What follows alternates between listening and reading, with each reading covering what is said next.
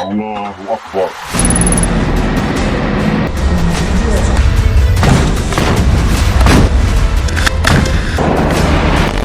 امریکی اخبار Washington post نے دعویٰ کیا ہے کہ اسرائیل اور حماس امریکی حمایت یافتہ جنگ بندی کی ڈیل پر رضامند ہو گئے ہیں۔ ناظرین، بہت دنوں بعد اچھی خبر آ رہی ہے، جبکہ کئی پراپیگنڈے بھی ملیا میٹ ہو رہے ہیں۔ اسرائیل نے خود جنگ شروع کرنے کا انکشاف کیا ہے اور جنگ میں اپنی سب سے بڑی غلطی بتا دی ہے۔ سب سے پہلے آپ کو بتاتے چلیں کہ یمن کے حوثی باغیوں نے اسرائیلی مال بردار جہاز کو جنوبی بحیرہ احمر سے اغوا کر لیا ہے۔ عرب نیوز کے مطابق اسرائیلی فوج کا کہنا ہے کہ جہاز ترکی سے انڈیا جا رہا تھا۔ یہ عالمی سطح پر بہت تشویشناک واقعہ۔ فوج کا کہنا ہے کہ جہاز اسرائیل کی ملکیت نہیں اور نہ ہی اس کے عملے میں کوئی اسرائیلی شہری شامل ہے، لیکن ایک حوثی ترجمان یحییٰ سریہ نے کہا تھا وہ اسرائیل کی زیر ملکیت یا اسرائیلی کمپنیوں کی جانب سے چلائی جانے والی جہازوں کو ٹارگٹ کریں گے۔ دوسری طرف ایک خوفناک رپورٹ سامنے آئی اور یہ رپورٹ اسرائیلی حکام نے خود جاری کی ہے۔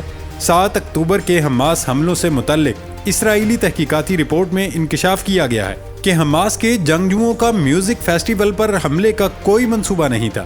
اسرائیلی شہریوں کی اموات کی ذمہ داری اسرائیلی فورسز پر عائد ہوتی ہے۔ اسرائیلی اخبار کے مطابق حماس حملوں سے متعلق پولیس کی پہلی تحقیقاتی رپورٹ میں بتایا گیا کہ 7 اکتوبر کے روز سپر نووا میوزک فیسٹیول پر حملہ حماس کے منصوبے میں شامل نہیں تھا۔ جنگجوؤں کو فیسٹیول کا پہلے سے کوئی علم نہیں تھا۔ ان کا منصوبہ غزہ کی سرحد کے قریبی اسرائیلی بستیوں اور فوجی چوکیوں کو نشانہ بنانے کا تھا۔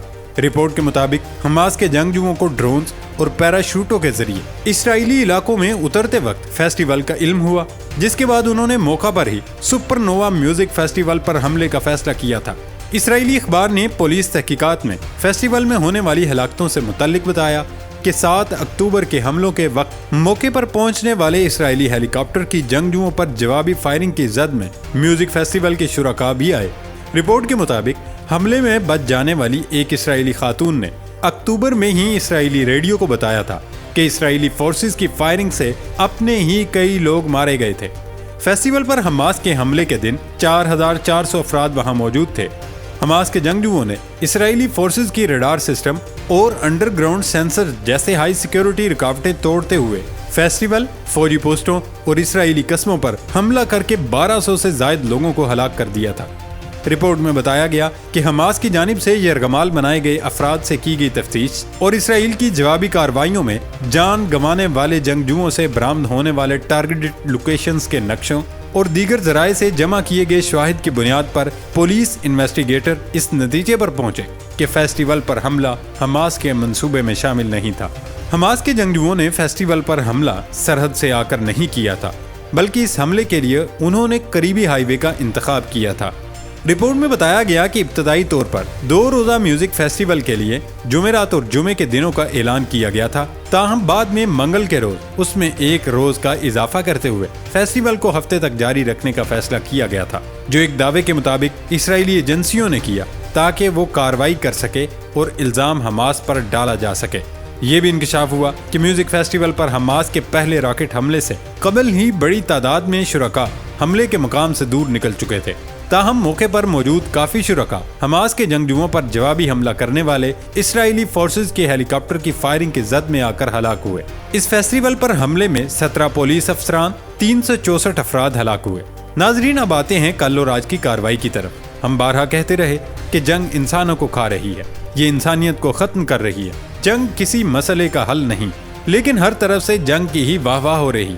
اب آپ خود ملاحظہ کریں، غزہ میں جنگی جرائم کے مرتکب اسرائیلی فوج نے قبروں سے شہداء کی لاشیں نکال لی۔ الجزیرہ کی رپورٹ کے مطابق اسرائیلی فوجیوں نے الشفا اسپتال میں اجتماعی قبر سے 100 سے زائد لاشیں نکال کر کسی نامعلوم مقام پر منتقل کر دی ہیں۔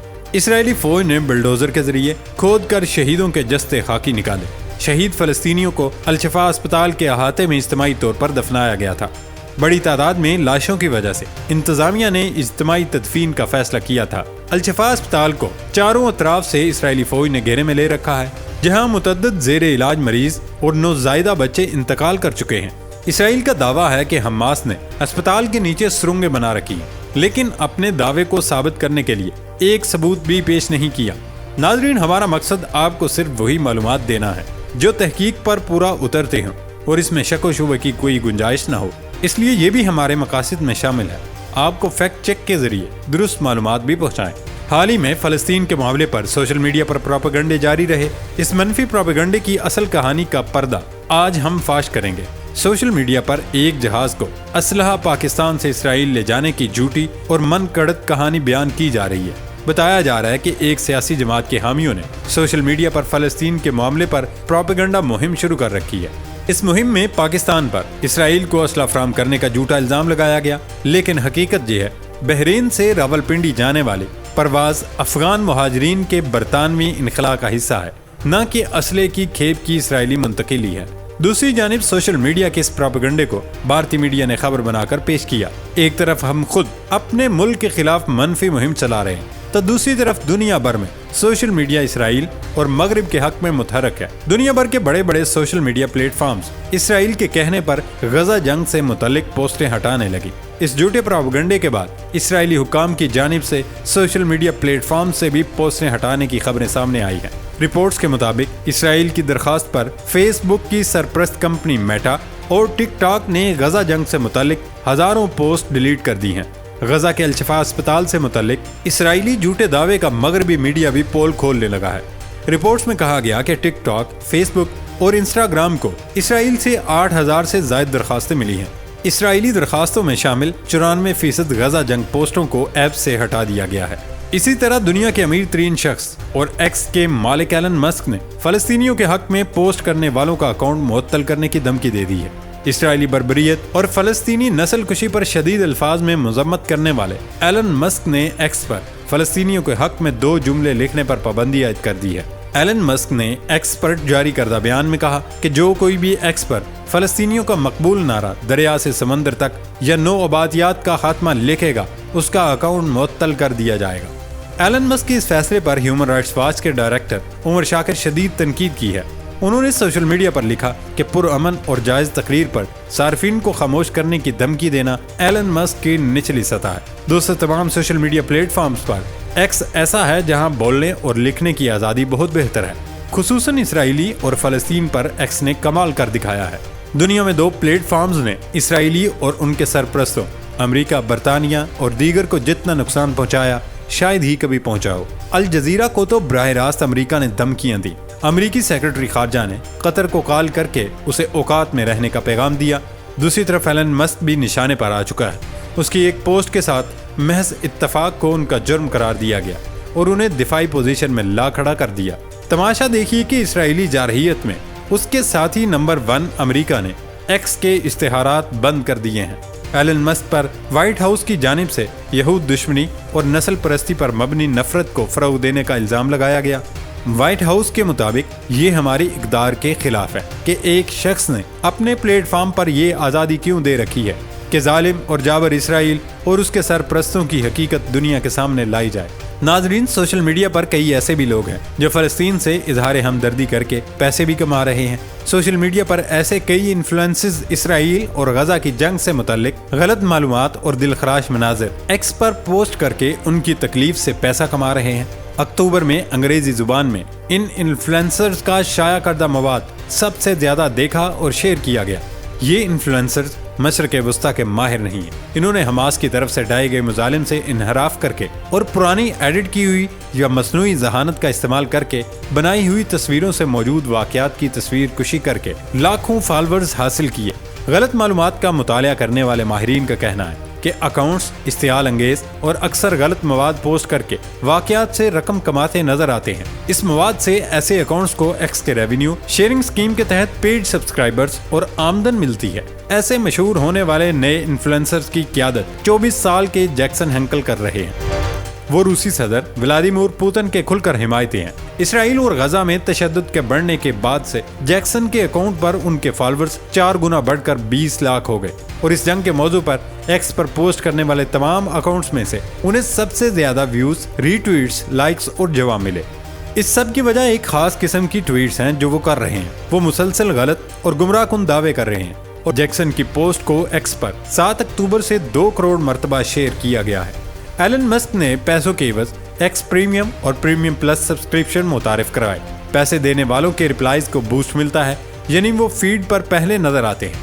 وہ ایکس کے ریونیو شیئرنگ اسکیم کے تحت اشتہاروں سے پیسے بھی حاصل کرنے کے اہل ہوتے ہیں۔ آپ اپنے کانوں اور آنکھوں کو ہاتھ لگا دیں کہ یہ کیسے لوگ ہیں جو دوسرے پر ہونے والے ظلم سے پیسے کما رہے ہیں۔ ناظرین، اب آپ کو کچھ ورلڈ کپ کے حوالے سے بتا دیں۔ اصل میں ورلڈ کپ فائنل تو آسٹریلیا نے جیتا ہے، لیکن ایک ایسا مرد مجاہد بھی تھا جس نے میچ ختم ہونے سے قبل ہی سب کچھ اپنے نام کر لیا، اور اس شخص نے کوئی بلا نہیں گمایا اور نہ ہی کوئی گیند کی، بلکہ ایک میراتھن کیا اور پوری دنیا کو ایک مثبت پیغام دے گیا۔ بھارت اور آسٹریلیا کے درمیان کرکٹ ورلڈ کپ کا فائنل احمد آباد کے نریندر مودی اسٹیڈیم میں کھیلا گیا۔ بھارت کی بیٹنگ کے دوران ایک موقع پر کچھ دیر کے لیے میچ کو اس وقت روکنا پڑا جب فری فلسطین کی شرٹ پہنے ایک نوجوان گراؤنڈ میں داخل ہو گیا اور بھارتی بیٹر ویرات کوہلی تک پہنچ گیا۔ گراؤنڈ انتظامیہ فوری طور پر متحرک ہوئی اور متعلقہ شخص کو پکڑ کر گراؤنڈ سے باہر لے گئے۔ اس شخص کا نام جون ہے، اس کا تعلق آسٹریلیا سے ہے۔ اس کے ہاتھ میں امن کا جھنڈا بھی تھا اور اس نے ایک شرٹ پہن رکھی تھی جس پر یہ نعرہ لکھا گیا تھا کہ فلسطین کو آزاد کرے۔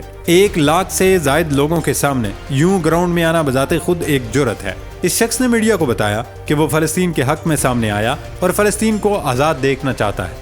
یہ نظارہ پوری دنیا نے کل اپنی ٹی وی سکرینز پر دیکھا۔ اور دوسری خبر کا تعلق بھی بھارت سے ہے، جہاں اس شخص کا جادو چل گیا اور لوگ فلسطین کے لیے آواز اٹھا رہے ہیں۔ اس لڑکے کے گراؤنڈ میں میراتھن کے بعد بھارتی ریاست کیرلا میں ایم پی راج موہن نے کہا کہ اسرائیل کے وزیر اعظم نتن یاہو کو بغیر مقدمے چلائے گولی مار کر قتل کر دینا چاہیے۔ آج نتن یاہو ایک جنگی مجرم کے طور پر دنیا کے سامنے کھڑا ہے کہ فلسطینیوں پر ہونے والے اسرائیلی افواج کے مظالم کی وجہ سے کسی مقدمے کی سماعت کے بغیر نتن یاہو کو گولی مار کر ہلاک کیا جائے۔ دوسری طرف حماس اور اسرائیل کے مابین امن معاہدے کی باز گشت چل رہی ہے۔ قطر کے وزیر اعظم شیخ محمد بن عبد الرحمن الثانی نے کہا کہ اسرائیل اور حماس کے درمیان معاہدے کے لیے کچھ معمولی چیلنجز کا سامنا ہے۔ اللہ تعالیٰ یہ جنگ کسی طرح ختم کر کے دونوں جانب امن قائم کرے، آمین۔